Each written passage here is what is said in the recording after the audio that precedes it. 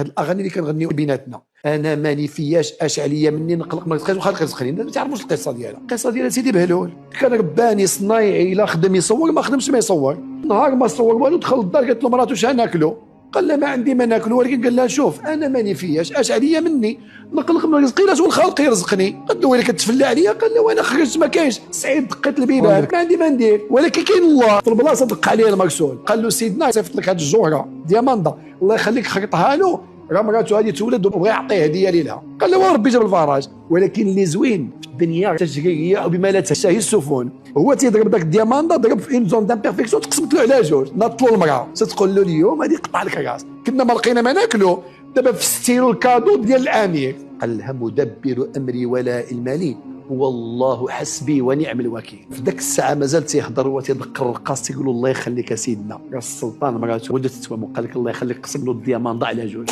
ويقول لها وكم ليله بت في كربه يكاد الرضيع لها ان يشيب، فما اصبح الصبح حتى اتى من الله نصر وفتح.